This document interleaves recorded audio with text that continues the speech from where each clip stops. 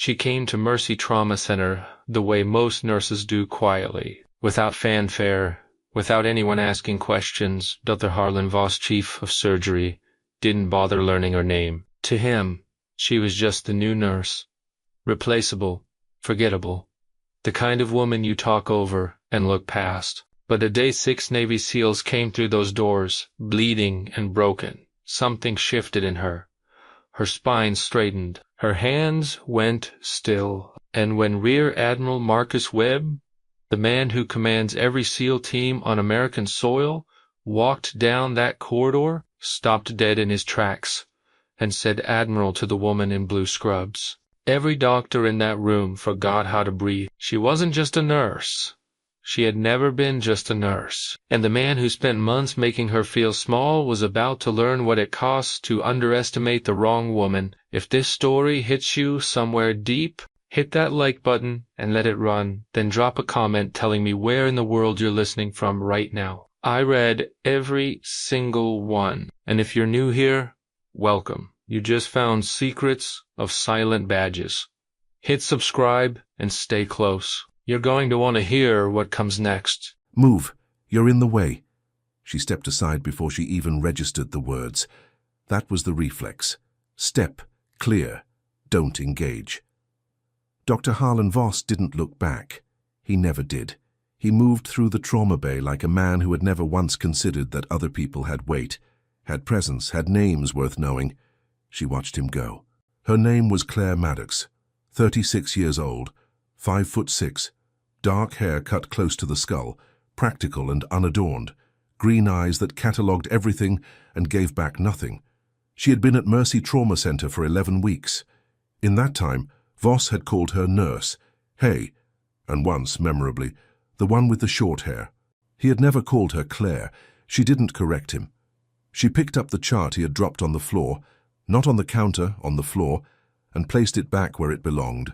Her hands were steady. They were always steady, even when everything else about her performance suggested they should not be. The morning had started the way most mornings started at a Level 1 facility. Crowded, loud. The kind of noise that had texture. Overlapping voices, wheeled equipment, the particular percussion of a trauma center absorbing whatever the city chose to produce. GSWs, multi-vehicle accidents. Industrial injuries that arrived with their own specific horror. Cases that separated the experienced from the pretenders inside the first 60 seconds. Claire was good at her job. Everyone knew it, even if no one said it aloud. Voss would never say it. Maddox. That was Dr. Patrice Okafor, the charge nurse. Coming around the station with a tablet pressed to her chest. Voss wants the Henderson chart reconciled before rounds. It's already done. Patrice stopped. He just asked, 20 minutes ago. I heard him from the supply room. It's done. A pause. Something careful moved behind Patrice's eyes. You want me to tell him that? You can tell him whatever you'd like. Patrice almost smiled. Then she moved on and Claire turned back to the supply cart she had been restocking. She counted syringes. She counted gauze rolls. She organized by expiration date, left to right, without thinking about it, the way a person organizes things when order has been trained into the body rather than chosen by the mind. She was aware of everything in the room without looking at it. Footsteps behind her, Voss, returning from radiology, longer stride on the right, old knee injury, compensated but not fully corrected, probably a lateral meniscus tear, never properly rehabbed. Wheels to her left, crash cart being repositioned. Deshawn, the orderly, parking it 3 inches too far from the wall again. A voice from Bay 3, patient distress, but not physiological. Anxiety pattern. She could tell from the cadence, she noted all of it, filed it, moved on. It was not a nurse skill. She knew that. Nurses were trained to observe, yes, but not like this. Not the way she did it, automatically, constantly, converting every sound and shadow and shift in body language into a quiet running map of the room. That particular skill had been built somewhere else. In rooms and environments she did not think about during the day. She thought about them at night sometimes, against her preference. You. Voss again. He was pointing in her general direction, which was his preferred method of addressing people when their names escaped him or simply didn't matter. 16 gauge Bay 2, patient's been waiting. She was already moving. She saw him register that. The slight pause in his step, the fractional narrowing of his eyes. He didn't like efficiency he hadn't requested. It displaced him. She set the needle on the tray without comment and stepped back to her original position. "Took you long enough," he said. 43 seconds had passed since he'd spoken. She did not respond. This was the shape of it. This was the architecture she had built here, deliberately and with some care. Quiet, capable, present without being visible. Do the work. Do it correctly. Don't be noticed doing it well enough to invite questions. Don't give anyone a reason to ask where she had trained, or what she had done before this, or why a woman with hands and eyes like hers was working a floor position at a civilian trauma center instead of somewhere that might have used her differently. Questions were doors. She kept them closed. The morning moved. Patients came and went. A man with a construction nail through the center of his left palm, calm in the way that shock sometimes produced calmness. A teenager with a closed head injury from a fall, scared and asking the same question on a loop. A woman in her 60s, septic, whose veins had stopped cooperating with anyone who tried to start a line. The attending had been on his third attempt when Claire came to the bedside. "May I?" He stepped back, slightly irritated, mostly relieved. She found the vein on the first pass, a small one, barely visible, hidden in the crease of the inner wrist. She had used a flashlight and 2 fingers, and the same stillness she brought to everything. The woman exhaled. The attending thanked her with a tone that contained almost no gratitude. She smiled with a smile that contained almost no warmth. They understood each other perfectly.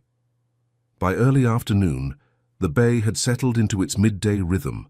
Lower volume, paperwork accumulating, the specific exhaustion of a trauma floor between surges. Voss reappeared at the central station. 2 residents trailed him. He was performing again, the lecture while moving, the voice calibrated to carry, the manner of a man reminding every room he entered of its own hierarchy. "A trauma nurse's job," he was saying, "is to support the physician's decision-making process, not to anticipate, not to interpret. Support." One resident nodded. The other glanced briefly at Claire. She was charting. Her expression was neutral. Her pen moved at the same steady pace it always moved. "Certain habits develop in this department," Voss continued, still not lowering his voice. "When staff overstep their scope, it creates confusion. It creates liability. I've seen it derail entire cases." He wasn't looking at her. He didn't need to. She kept charting. Her jaw was very still. The pen kept moving. In another life, the one she didn't discuss, the one she had sealed off with the same precision she applied to everything else, she had given briefings to rooms full of men with stars on their collars. She had stood in front of operational maps and spoken in the flat, clear language of command, and those men had listened and they had acted on what she told them, and people had lived because of it. In this life, she charted. She charted and she counted gauze, and she let men like Harlan Voss perform their authority at her, because the alternative required explaining things she had decided not to explain. Required becoming visible in a way she had decided, with considerable deliberateness, not to become. Not here, maybe not anywhere, not anymore. Patrice appeared at her elbow. Quiet, deliberate. "You okay?" "Fine. He does this to everyone, not just you." "I know. It tends to bother people more than they let on." Claire looked up from the chart. Just briefly. "It doesn't bother me." It wasn't entirely a lie. It was something more complicated. A truth that had traveled through so many layers of training and conditioning that it had come out the other side looking like indifference. She had been built to absorb pressure, to convert it into stillness rather than reaction. Whatever Harlan Voss believed he was doing to her, he was operating at a fraction of the force she had already survived. She went back to charting. At 2:17, the radio crackled. EMS frequency, patched into the trauma bay speakers during active transports. It crackled once, the specific sound of a channel opening under pressure. And then a voice came through, controlled, clipped. The cadence of someone managing a deteriorating situation rather than simply reporting on one. Mercy Trauma. This is Unit 44. Inbound with 6 casualties, multiple GSWs, blast pattern injuries, 1 critical with junctional hemorrhage, femoral. ETA is 4 minutes. Requesting full Level 1 activation. 6 casualties. The room changed. It wasn't dramatic. It was a compression, a specific shift in the air of the place, the way a trauma bay changes when it understands it is about to be tested beyond its comfortable range. Voss straightened. His residents straightened. Patrice moved to the activation panel with her hand already extended. Claire set down her pen. She did not move from the station. Not yet. She stood with both hands flat on the counter and her eyes fixed on the ambulance bay doors, and something behind those green eyes went extremely quiet. Junctional hemorrhage, femoral, 4 minutes. She had controlled a femoral bleed once with nothing but pressure and improvised packing in the dark, in a location she was not cleared to name, in conditions that should have made the patient's survival statistically implausible. He had survived. He had gone on to serve. She had never written it in any report that anyone outside a classified compartment would ever read. Not now. Her pen came up off the counter, charting until the doors opened. That was the plan. Keep the pen moving and let the work make thinking unnecessary, but her hands stayed flat on the counter, and her eyes stayed on the doors. And the part of her that had never actually left. The part that lived in the space between the woman she was pretending to be and the one she had spent 15 years becoming. That part was already calculating. 4 minutes. Femoral junctional hemorrhage. She knew exactly what would be needed. She knew exactly what Voss would miss. They heard them before they saw them. The ambulance bay doors blew open at 2:21, and the sound that came through was not the usual sound of an emergency transport. It was bigger, denser, the particular acoustic signature of multiple gurneys moving fast, multiple voices overlapping, and underneath all of it, the low, controlled frequency of men trained not to make noise even when they were in pain. 6 of them. 4 ambulances and a black SUV that had no business being in a hospital bay, but was there anyway, doors already open.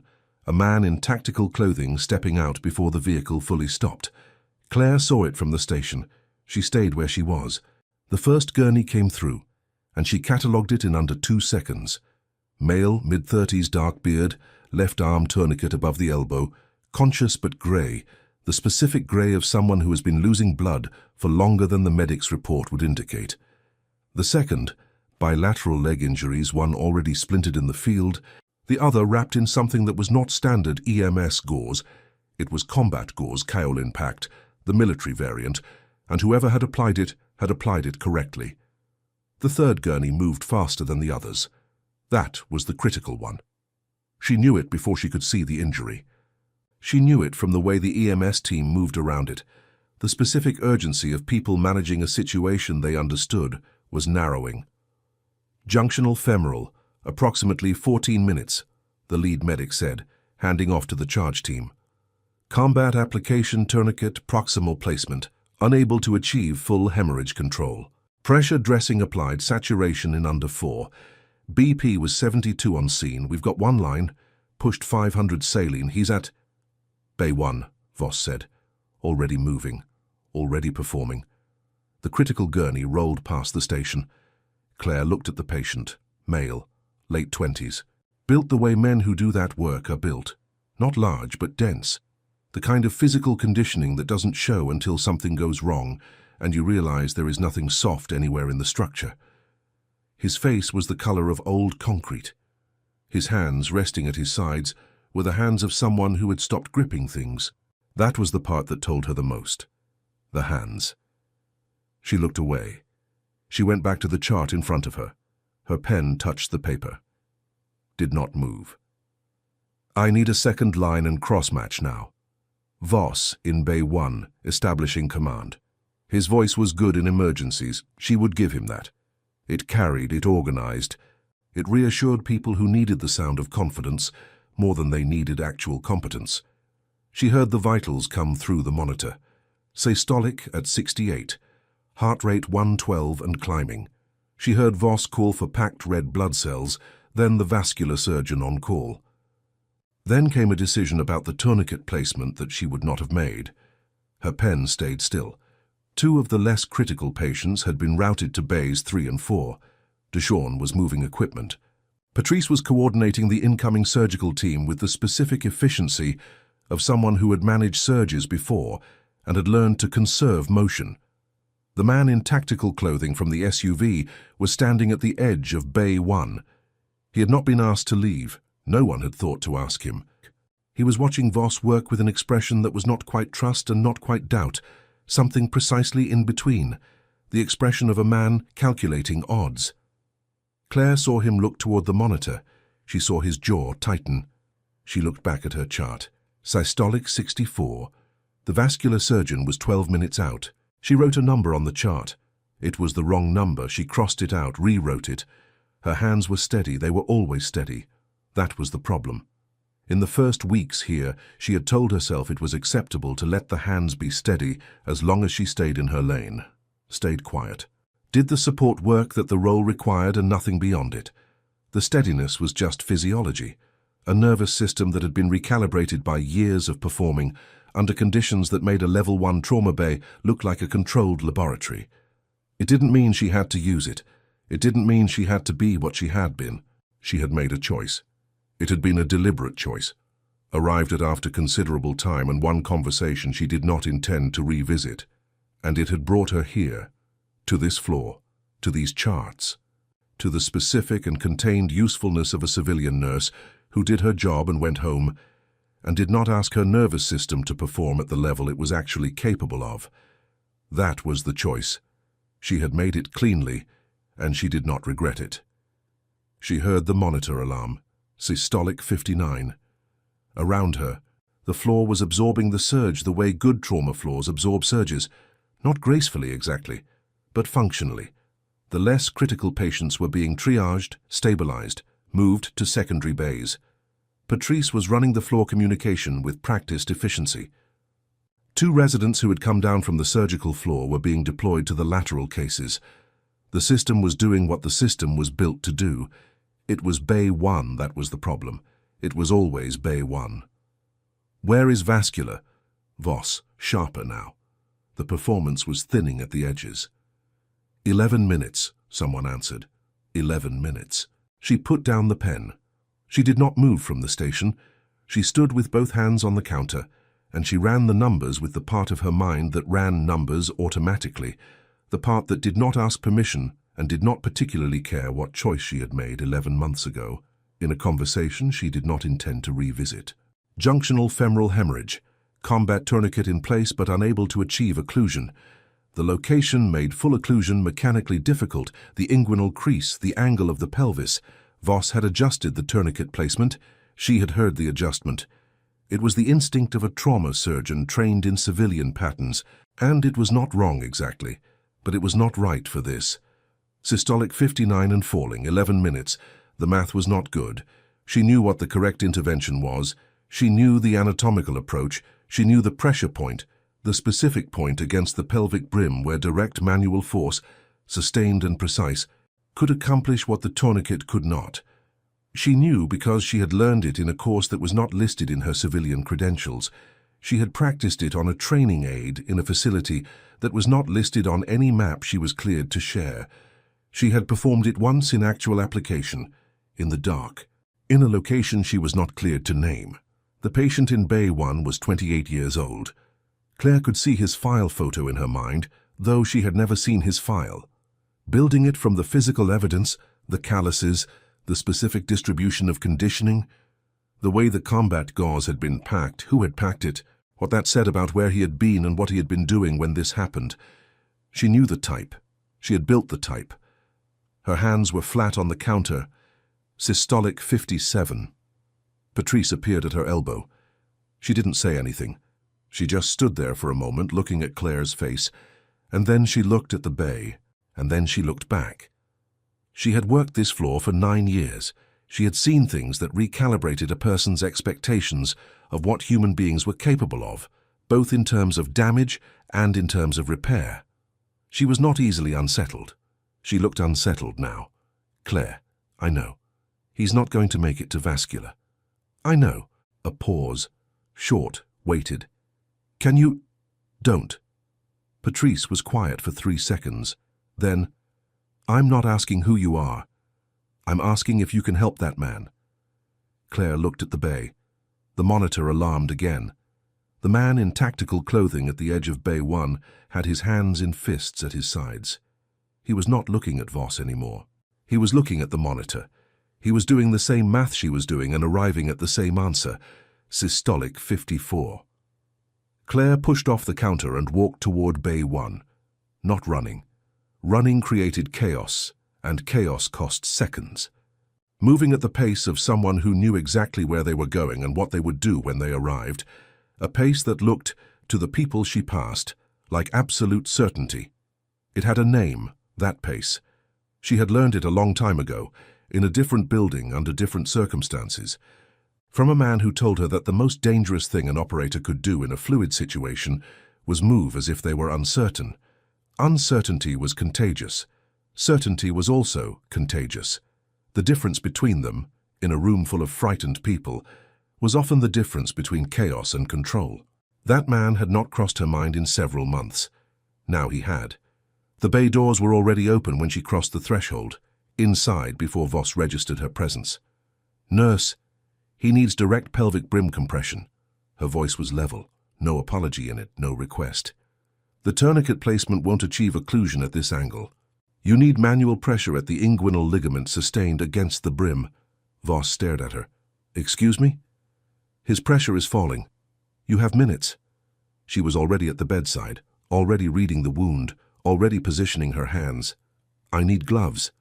Someone handed her gloves. She didn't look to see who. "Stop." Voss moved toward her. "This is not your procedure.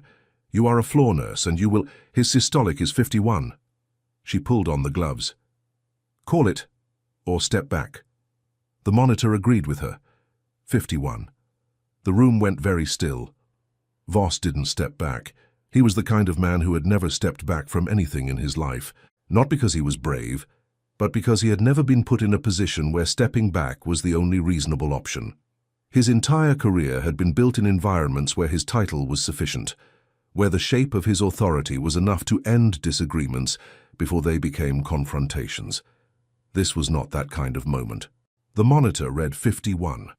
Claire looked at him, not the way she usually looked at him, with the careful flatness of a woman managing her own visibility. She looked at him directly, with the full weight of green eyes that had assessed harder situations than this one, and arrived at correct conclusions in considerably less time. "I know what I'm doing," she said. "You don't have to understand it, you just have to decide." 3 seconds passed. They felt longer. Then Voss stepped back. She didn't acknowledge it. She was already focused on the patient, on the wound, on the specific geometry of what needed to happen in the next 90 seconds, if this man was going to remain alive long enough for the vascular surgeon to matter. "I need someone on that line," she said. "Keep the second bag running. I need the pressure reading every 30 seconds. I need a packed cell unit ready. And I need everyone to stop talking unless they have information I require." The bay organized itself around her. That didn't surprise her. Filed, moved past it. Both hands went to the inguinal crease, finding the anatomy by touch, the inguinal ligament, the angle of the femoral canal, the specific architecture that the tourniquet could not fully address at this placement, because the injury was too proximal, too close to the pelvic brim for external compression to achieve what it needed to achieve. Pressure applied. Not the pressure of a nurse managing a wound. The pressure of someone who understood the difference between force that bruises and force that occludes. The difference between the instinct to be gentle with an injured person and the knowledge that gentleness at the wrong moment is its own form of harm. She pressed her weight through her palms, through the heel of her right hand, into the specific point against the brim of the pelvis where the vessel could be compressed against bone. The patient made a sound. "I know," she said. Her voice was quiet. "Just for him. Stay with me. I've got you." She didn't know if he could hear her. She said it anyway, 30 seconds. "Systolic," she said. 53, the resident said. "Going up. Keep the bag running." She held the pressure. Her arms were fully loaded, the position demanding a sustained force that would have fatigued most people inside 2 minutes. Her face showed nothing. Her breathing was controlled, slow, nasal. The specific pattern of someone managing a sustained physical load without allowing it to register in the body's visible systems. The man in tactical clothing at the edge of the bay had not moved. She was aware of him. She did not look at him. 60 seconds. Systolic? 58. One of the residents exhaled. She heard it, the sound of someone who had been holding their breath without realizing it and had just been given permission to breathe again. Voss said nothing. She could feel him watching her, could feel the specific quality of the attention, no longer dismissive, no longer performing. Something harder and more careful than either of those things. He was trying to understand what he was seeing. He was a smart man in many of the ways that mattered professionally, and what he was seeing did not fit any category he had for the woman who had been restocking his supply cart 8 minutes ago. She kept the pressure. 90 seconds. 64. Rising. She made a small adjustment, a shift in hand position, 3 centimeters, calculated against the patient's specific anatomy. The kind of adjustment that required knowing not just the general location of the vessel, but the precise mechanical relationship between pressure point and bone at this particular angle in this particular body. It was not a nurse skill. She knew that. Everyone in the room was beginning to know that. 69, the resident said. There was something different in her voice now, something that was not quite reverence and not quite alarm. 2 minutes. The patient's color was changing. The concrete gray was retreating from his face very slowly, the way color returns, not dramatically, not all at once, but in the small incremental signals of a body beginning to reclaim its own function. His hands, which had been empty and still at his sides, moved slightly. The fingers curled. She saw it. Something moved in her chest. The feeling she had been refusing for 11 months. She pressed it flat. Packed cells, she said, now. Someone moved. The unit went up. She held the pressure and monitored the line and counted the seconds, and did not look at anyone in the room except the patient, because the patient was the only thing in the room that mattered right now, and everything else. The weight of Voss's stare, the stillness of the man in tactical clothing, the residents with their recalibrated expressions, all of it, everything else could wait. 74. 3 minutes. She began to speak. Quietly, still only for the patient, a low and level voice that had no particular content, just sound, just presence, just the specific signal that someone is with you and intends to remain with you, which is sometimes the only thing that keeps a body from deciding to give up. She had done this before, in other rooms, for other men. She did not think about those rooms. 78, the resident said. Behind her, she heard Voss exhale. It was not a sound she had ever heard from him. It was not the exhale of a man who was right. It was the exhale of a man who was watching someone else be right in a way he could not account for and could not dismiss. And the combination of those two things was doing something to his understanding of the room he was standing in. Good. I need to maintain this until vascular arrives, she said. To the room now, not just to the patient. Position someone to relieve me if the pressure drops before then. I'll call for rotation if I need it. How long can you hold that? The resident asked. Claire considered the question. As long as I need to, she said. The man in tactical clothing moved for the first time since she had entered the bay. He took 2 steps forward, stopped at the foot of the gurney, looked at the patient, checked something internal, a rapid assessment that she recognized as the same rapid assessment she had run from the station, and then looked at her. Really looked. She felt it without meeting his eyes. He was looking at her hands, at the position, at the specific, trained geometry of what she was doing and how she was doing it, and the precise economy of effort it implied. The calculation running behind his eyes, she recognized it, had run it herself, about other people, in other circumstances, eyes on the patient.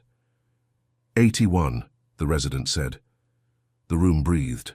Voss moved to the other side of the gurney. He checked the line. He checked the monitor. He did the things a trauma surgeon does when he is doing his job, and for the first time since she had walked into this facility 11 weeks ago, he did them without speaking, without performing. without the narration that was usually the signal that he was reminding the room of its hierarchy. He was just working. She filed that too. The vascular surgeon arrived at 4 minutes and 30 seconds. Dr. Amara Singh, calm and efficient and already gloved, reading the room before she hit the doorway, the way surgeons read rooms when they have been called for something that has already been partially managed by someone they don't know. She looked at Claire, at the position, at the monitor reading. "What did she do?" Singh said. To no one specifically. No one answered immediately.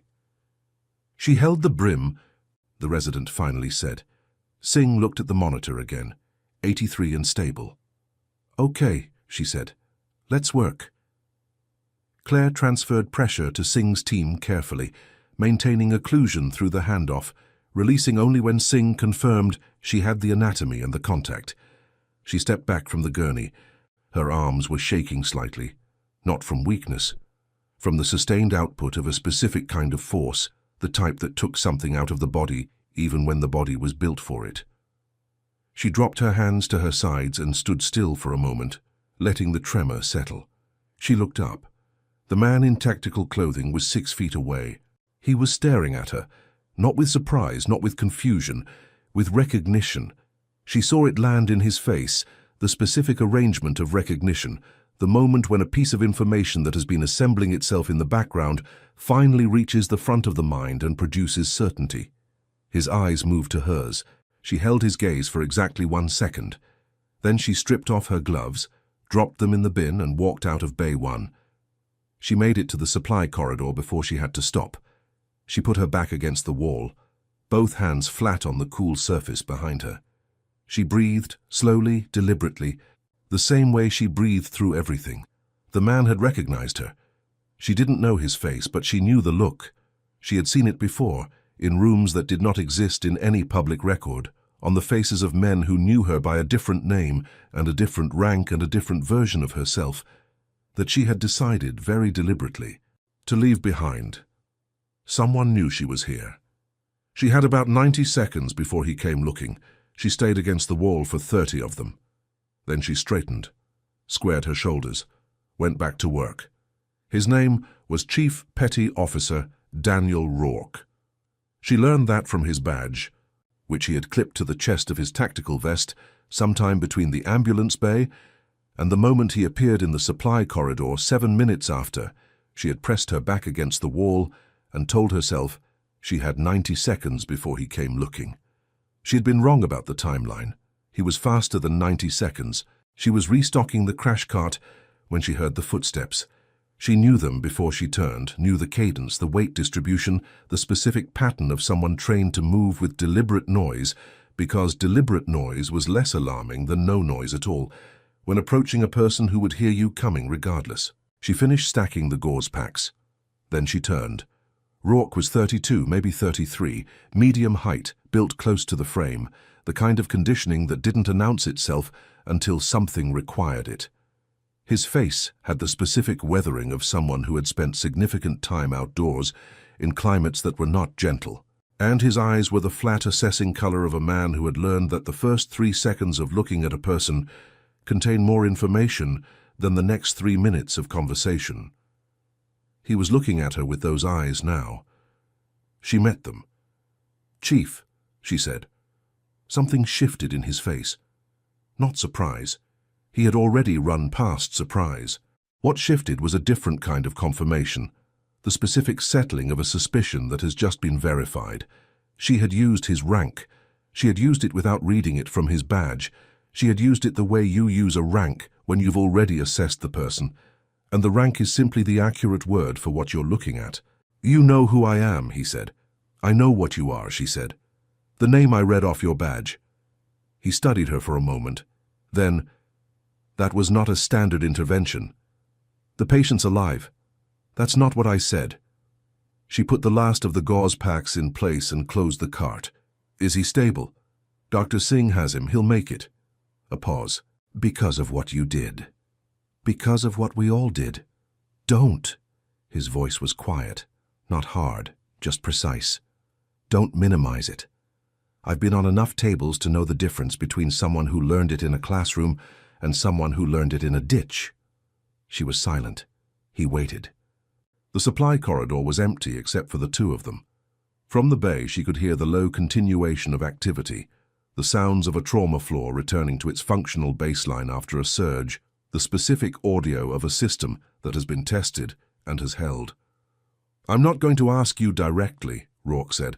"That's not my place." "No," she said, "it isn't. But someone is going to ask. What happened in that bay doesn't stay in that bay. The doctor—" He paused, chose his words. "The doctor is already asking questions." "Dr. Voss can ask whatever he wants." "It's not Voss I'm concerned about." She looked at him. "My CO is inbound," he said. "He's coming to see the team. That's standard. He'll come through the floor." A beat. "He knows everyone. He has for a long time." The sentence was structured carefully. She heard what was inside it. "That's fine," she said. "Is it?" She looked at him for a moment longer. Then she picked up the empty supply bin and stepped around him toward the bay. He didn't follow her, but he didn't look away either. She could feel it, the sustained attention of someone who has identified a thing they don't yet fully understand and has decided to keep watching until they do. It was a familiar sensation. She had produced it in people before, in other contexts. She had also been the person doing the watching, and she knew what it meant when it settled on you. The clock was moving. She went back to work. The next 40 minutes were dense. 2 of the other SEAL casualties required secondary interventions. 1 a wound reassessment. 1 a medication adjustment that the attending had calculated incorrectly, and that she corrected by rerunning the weight-based dosing in her head and presenting the correct number to the resident before the order went through. The resident looked at her. "I did the math twice," she said. The resident did the math, changed the order, said nothing else. Voss found her at the central station at 3:14. He didn't lead with anything diagnostic this time. He didn't lead with a task or a chart or a directive about scope of practice. He stood on the other side of the station and looked at her with an expression she had not seen from him before, one that was considerably less certain than his usual register. "Where did you train?" he said. "I have my credentials on file." "I've seen your credentials," he paused. "They don't explain what I saw in Bay 1. She kept her eyes on the chart. "I've worked a lot of floors." "That wasn't floor experience, Dr. Voss. That was not something you learn on a floor." His voice was controlled, but the control was effortful. She could hear the effort. Junctional hemorrhage management at that level, that positioning, that pressure, that is a very specific skill set. It is taught in very specific programs that don't appear anywhere in your file. She looked up. She held his gaze. "Your file," she said, "is whatever HR has on record." A silence. "I'm going to make some calls," he said. "That's your right." He looked at her for another moment. Then he left. She watched him go. She had known this was coming. Not this exact shape of it, not this specific conversation on this specific afternoon, but the general architecture of it, the moment when the gap between what she appeared to be and what she had actually done became too large to paper over with credentials and deflection. She had known it would come eventually. She had built her life here around the assumption that eventually was far away. It had arrived. She went back to the chart.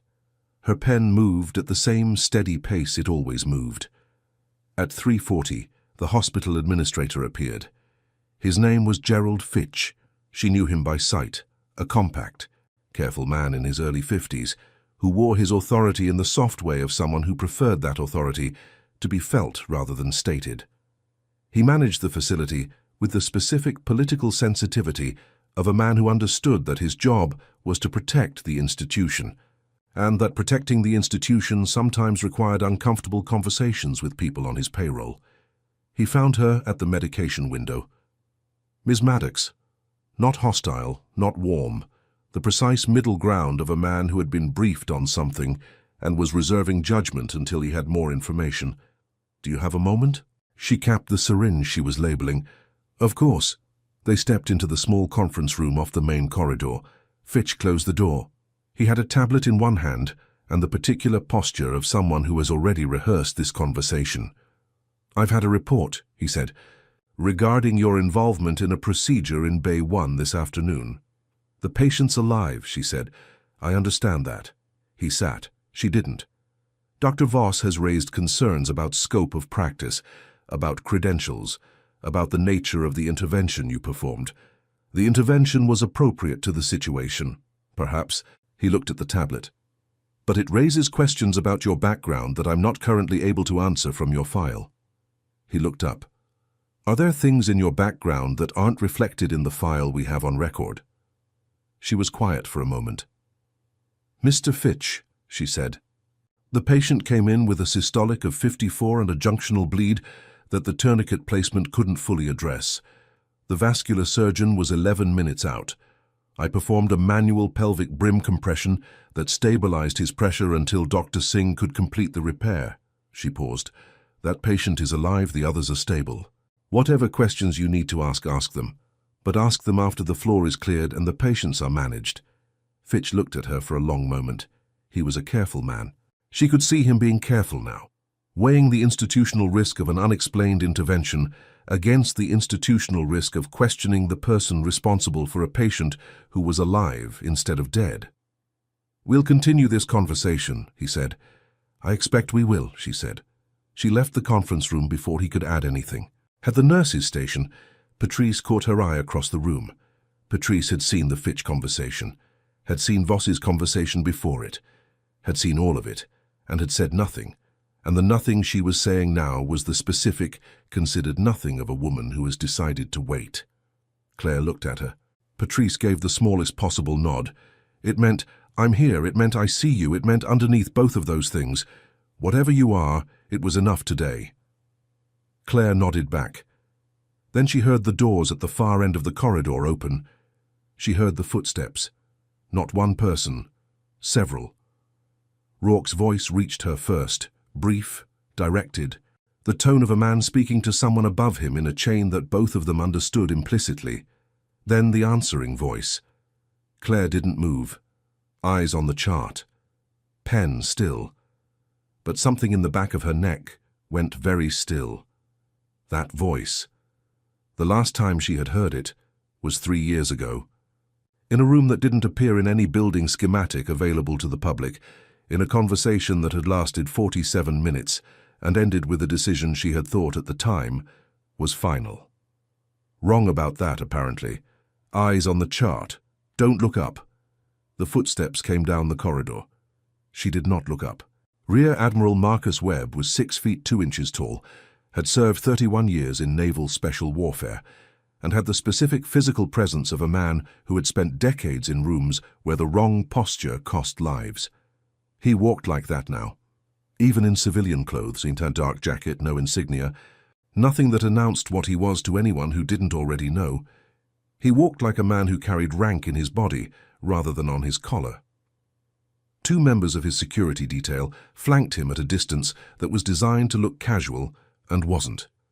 Rourke was behind them, all of it registered without a single glance backward. Her complete picture of the corridor behind her, assembled from sound alone, eyes on the chart. Webb stopped at the nurse's station. She could feel it, the arrival of his attention in the room, the specific shift that happened when someone of that particular caliber directed their focus at a point in space. She had been on the producing end of that focus many times. She knew what it felt like to receive it. "I'd like to check on my team," he said. To Patrice. His voice was even, courteous, the voice of a man who understood that courtesy in civilian spaces was a form of operational discipline. "Of course," Patrice said. "I can take you to—" "In a moment." A pause. She kept her eyes on the chart. Her pen did not move. "Claire Maddox," Webb said. This moment had always been coming. The pen went down. Claire turned. He was looking at her the way Rourke had looked at her, but deeper. The recognition more complete, more layered, carrying the specific weight of someone who had known her, not just by sight, but by a long record of decisions made and outcomes produced in circumstances that neither of them would describe in this corridor. She met his eyes. Neither of them spoke for 3 seconds. Behind Webb, she was aware of the corridor. She was aware of Voss, who had appeared from the direction of the surgical suite and had stopped when he saw Webb's party. She was aware of Patrice still watching. She was aware of the 2 residents who had come out of Bay 2 and were standing near the equipment wall with the expressions of people who don't know what they're watching but understand that they are watching something. She was aware of all of it. She kept her eyes on Webb. "Admiral," she said. Her voice was quiet, steady. Something moved in his face. Not surprise, but a complex and layered acknowledgement of something that had been unresolved for a long time and was now, in this corridor, under these fluorescent lights, being resolved. "Admiral Maddox," he said. The corridor went completely silent. She held very still. Webb turned to the 2 members of his security detail. A look passed between them, brief, unspoken, the communication of people who operate inside a shared understanding. Both men straightened. Then Webb did something that she had not expected. He came to attention. Not the loose, social attention of a military man in a civilian setting, making a courteous gesture. The real thing. Full military attention, spine vertical, shoulders back, chin level, every line of his body aligned in the posture that the Navy had spent 3 decades building into his muscle memory. He held it. 1 beat. Then he inclined his head. Not a nod. Not a social acknowledgement, but the specific gesture of a senior officer rendering respect to a peer. "It's good to see you," he said. His detail had come to attention with him. Rourke, behind them, had come to attention with them. She heard, from the direction of Bay 1, movement, and she knew without looking that the SEAL casualties who were conscious and mobile enough had heard and had come to the doorway and were standing there, watching, and some of them had understood what they were watching before she did, because they were closer to that world than she had been allowing herself to be. She stood in the middle of the corridor in worn blue scrubs, with her ID badge slightly crooked, and her dark hair cut close to her skull, and she did not move for a long moment. Then she straightened. It happened the way it always happened when she let it. Automatically from the body, the spine finding its correct alignment, the shoulders settling back to where they belonged, the chin leveling. The posture she had spent years building and years suppressing, emerging now without effort or decision, because some things do not leave the body regardless of what the mind decides. She was 5'6". She felt taller. "Stand easy," she said. They did. Webb relaxed. His detail relaxed. Rourke relaxed. The formality of the moment softened without dissolving entirely, the way formality softens between people who share a long history and a mutual understanding that ceremony has its place, but this is not a ceremony. This was a hallway, and she was still wearing scrubs. "How long?" Webb said. 11 months. He nodded. He didn't ask why. She had the sense that he already knew most of the why, or could reconstruct it from available information, and that the question of how long was the only question he considered appropriate to ask in this space. "The patient," she said. "Petty officer, he'll make it." Webb's voice was quiet. "Rourke told me what you did. I did my job." "You did considerably more than your job." A pause. "You've been doing considerably more than your job for 11 months, from what I understand."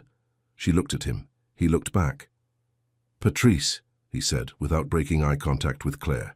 "Yes," Patrice said from somewhere to the left. "Has she been a good nurse?" A silence that lasted exactly long enough to contain a small private decision. "She's the best nurse I've ever worked with," Patrice said. Webb held Claire's gaze for another moment. "Of course she is," he said. Voss moved. She heard it. The specific sound of Harlan Voss remembering that he was supposed to be in charge of something in this building and repositioning himself accordingly. He came down the corridor with the bearing of a man reclaiming territory, which was the only mode of locomotion he had when uncertain. "Excuse me." He stopped at the edge of the group. He had read Webb the way a man like Voss read people, assessing status, assessing threat, calibrating response. Whatever he had read had recalibrated him somewhat. His voice was not the voice he used on floor nurses. It was closer to the voice he used on administrators. I'm Dr. Harlan Voss, Chief of Surgery. I'm not sure what's... I know who you are, Webb said. Voss absorbed this. Then you understand I have some concerns about what happened in my trauma bay this afternoon, regarding credentials, regarding scope of... Dr. Voss. Webb's voice had not changed in volume. It had changed in something else. A quality that had nothing to do with volume and everything to do with weight. Voss stopped. The woman you have been working with, Webb said, is Rear Admiral Claire Maddox, retired. She served as commanding officer of Naval Special Warfare Command for 3 years before her separation. Before that, she spent 11 years as a Nest Dalaf operator and surgeon, deploying across 6 theaters. She has performed emergency surgical interventions in conditions you and I will never experience. She has kept people alive who had no reasonable statistical right to be alive. He paused. She has been stocking your supply cart and restocking your crash cart and charting your patients and doing whatever work you assigned her without complaint for 11 months. Voss was very still. The procedure she performed today, Webb continued, is a standard field technique for her. What is not standard is the patience she has shown in not performing it sooner. Another pause. The kind of pause that a man uses when he wants the person he is speaking to understand that what follows is not a statement, but a fact being delivered with the courtesy it doesn't require. The patient in Bay 1 is alive because of her. You might want to factor that in when you're making your calls. Voss opened his mouth, closed it. His face was doing something complicated that she did not need to study closely to understand. The look on his face needed no analysis. Claire had understood it for 11 months. The look of a man who had organized his world around a hierarchy that had just been restructured without his permission. Discovering the reorganization was not reversible. No satisfaction came. She had expected it to. In her lowest moments here, she had imagined something like this and noticed the satisfaction it produced, a small human response to an unpleasant situation. Forgivable. Now that it was here, what came instead was something quieter, more tired, more complicated. She looked at Voss. The patient in Bay 4 needs his wound reassessment at 1600, she said. I'll be there. Voss said nothing. She turned back to Webb. Will you stay? She said. As long as you'll have me, he said. She looked at him, at this man who had known her longer than almost anyone still living, who had watched her build herself into something that most people would not believe existed, and some people today had been forced to learn to believe. And she felt the specific exhaustion of a person who has been carrying a very large thing alone for a very long time. It was not an unpleasant exhaustion. It was the exhaustion of a thing set down. She had not expected it to feel like that. She had imagined this moment in many configurations over 11 months, and in most of them, it had felt like a door opening onto something uncertain. What it felt like was simpler. It felt like standing up straight. Coffee is terrible here, she said. Webb almost smiled. I've had worse, he said. Behind them, the floor resumed its work. And for the first time in 11 months, Claire Maddox stood in the middle of it without rounding her shoulders. The coffee was, in fact, terrible. Webb held the cup with both hands and looked at it with the expression of a man who had consumed far worse things in far worse places and had therefore lost the ability to complain about anything served in a ceramic mug under electric light. They were in the small break room off the main corridor. The door was open. She had left it open deliberately, not because she had anything to hide, but because closed doors in this building had started to feel like a statement, and she was done making that particular statement. Webb set the cup down. The program wants you back, he said. She had known this was coming too. I know, she said, not as an operator. You'd be designing the medical curriculum for the next generation of 18 Deltas, writing the protocols, training the trainers. He looked at her steadily. It would be classified, but it would be here, stateside. You wouldn't have to go back into the field. She was quiet for a moment. That's a generous offer, she said. It's an accurate offer. We need what you know. We've always needed what you know. The only thing that changed 11 months ago is that you stopped letting us access it. She looked at the table. The break room was small and slightly cluttered in the way of spaces shared by many people across long shifts. A shelf of mismatched mugs, a corkboard with outdated notices, a microwave with a door that didn't close fully. She had eaten lunch in here more times than she could count. She had sat in this specific chair and eaten a sandwich, and stared at nothing, and felt the particular quiet of a person who has successfully hidden themselves from the world for another day. It had not always felt like success. "I left for a reason," she said. "I know why you left." "Then you know it wasn't about the work." "I know." His voice was careful. Losing him was, "Don't." Not sharp, just firm. The word of a woman who has built a wall around a specific room and is not ready to open it in a break room over bad coffee. "That's not why I'm telling you this." Webb was quiet for a moment. "Then tell me why." She looked up. "Because I think I was wrong," she said. He waited. "Not about leaving. I needed to leave. I needed to stop being that person for a while, or I was going to stop being any kind of person at all." She paused. "But I think I was wrong about what came after. I came here and I made myself small. I told myself it was a choice, humility, starting over." She looked at the mug in front of her. "I think it was something else." "Fear," Webb said. She didn't deny it. "Being seen again," she said. "Being what I actually am, in rooms where people can watch it happen. After everything, I wasn't sure I wanted that anymore.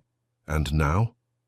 She thought about the bay, about the patient's hands, empty and then curled, about Patrice's voice saying she was the best nurse she had ever worked with, and the specific weight of that sentence, not because it was a compliment, but because it was true. And the reason it was true was the same reason she had spent 15 years doing what she had done before this, which was that she did not know how to do anything halfway, and she never had. She thought about the corridor, about standing up straight. "Something happened today," she said. "When I walked into that bay, it wasn't noble. I didn't decide to be brave, I just—" She stopped, started again. "The math was wrong, and I knew how to fix it, and the man was going to die, and everything I spent 15 years learning was right there in my hands, and I could either use it, or I could watch him die to protect a secret that wasn't even protecting me anymore." Webb said nothing. "I used it," she said, "and it felt like the first honest thing I'd done in 11 months. A silence settled between them, not uncomfortable, the kind of silence that exists between people who have known each other long enough that silence has its own vocabulary. Webb picked up the coffee, looked at it again, set it back down. "The offer stands," he said. "When you're ready, there's no timeline. I know. And if you decide you want to stay here, I know that too." He looked at her. Something in his face was very still and very warm at the same time. The specific expression of a man who has carried responsibility for a long time and is deeply familiar with the look of someone else doing the same. "I'm glad you're all right," he said. "I wasn't certain you were." She looked at him. "I wasn't certain either," she said, "for a while." She stood. He stood. They walked back to the floor together. Harlan Voss was waiting, not blocking, not performing. He was standing near the nurse's station with his hands in his coat pockets and the expression of a man who has spent the last 2 hours rearranging furniture in a room he thought he understood and has arrived at a layout that is deeply unfamiliar. He looked at Claire when she came down the corridor. She looked back. For a moment neither of them moved. Then Voss took a breath. "The patient in Bay 4, he said. "His wound reassessment." I looked at the chart. A pause that had several things inside it. "You flagged a possible early compartment syndrome 2 hours ago, in the notes." She said nothing. "I missed it," he said. 2 words. The specific weight of 2 words from a man who did not say them often, to whom they cost something real. She met his eyes. "The pressure reading is borderline," she said. "Check it again at 1700. If it's up even marginally, call vascular back." He nodded. She moved past him to the station. He did not say anything else. She did not need him to. She had not come here for an apology. She had not come here to be vindicated or to watch a man like Voss diminish. She had no interest in his diminishment. What she had interest in, what she had always had interest in, if she was being honest about the through line of her life, was the patient, the next patient, The work in front of her and the knowledge in her hands and the specific and irreducible satisfaction of doing something correctly in a moment that required it to be done correctly. That had not changed. She thought about the version of herself that had walked into this building 11 months ago, head down, shoulders curved, taking up as little space as possible, as if smallness were a form of safety. She had confused that for a long time. Safety was the absence of threat. Peace was something you had to build. She had been trying to build it from absence of visibility, absence of history. She had learned today that you cannot build a thing from nothing. What she had was considerable. It had always been considerable. Voss opened his mouth, closed it. He looked at her for one more moment. This woman who had restocked his crash cart and absorbed his condescension without comment for 11 months, who had walked into his trauma bay and done the thing that needed doing while he stood with his authority unraveling. And whatever he had come here to say, he decided not to say it. He nodded, once. Then he walked away. She watched him go.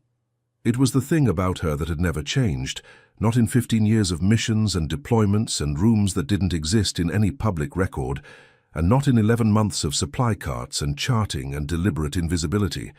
It was the only thing she was certain of. Patrice found her at the medication window at 4:58. She stood beside her for a moment without speaking, the way Patrice did things, with a quietness that was not absence, but presence, the kind of presence that didn't demand acknowledgement. "You're staying," Patrice said. It wasn't a question. Claire looked at her. "I'm staying," she said. Patrice nodded. Something moved in her face. Not surprise, not relief exactly, but the specific settling of a person who has been hoping for a particular answer and has just received it. "Good," she said. She handed Claire a chart. Claire took it. The floor was entering its evening rhythm, the shift change approaching, the day's cases moving toward resolution, the particular quiet that settled over a trauma center in the space between one surge and the next. It was not peaceful exactly. It was the quiet of a held breath. The quiet of a system that had been tested and had held, and was preparing to be tested again. 11 months spent in that quiet, trying to disappear inside it. Done with that now. The chart opened in her hands and Claire read it with the full weight of everything she was. The surgeon and the operator and the officer and the nurse. All of it. None of it hidden. None of it apologized for. And she began to work. Behind her, somewhere in the corridor, she heard Rourke's voice and Webb's answer, and the sound of the SEAL team moving toward the exit. She heard one of them, the critical patient, already on his feet, which was either remarkable or entirely predictable depending on what you knew about that particular type of person, say something she didn't catch. She heard the quiet laughter that followed. She smiled, just slightly, eyes still on the chart. The lesson she had learned 11 months ago, and relearned today in a trauma bay, with her hands pressed against a stranger's pelvis and a monitor screaming. The lesson was this: you cannot make yourself small enough to be safe. You can only make yourself small enough to be useless, and useless was the only thing she refused to be. She turned the page. She kept working. Outside the window, the city moved on in its enormous, indifferent way. And inside Mercy Trauma Center, in worn blue scrubs with her spine straight and her shoulders back, and her ID badge slightly crooked because some things don't change, Rear Admiral Claire Maddox, retired, did what she had always done. She showed up. She did the work. She saved the ones she could. The end. If this story hits you somewhere deep, hit that like button and let it run, then drop a comment telling me where in the world you're listening from right now. I read every single one, and if you're new here, welcome. You just found secrets of silent badges. Hit subscribe and stay close. You're going to want to hear what comes next.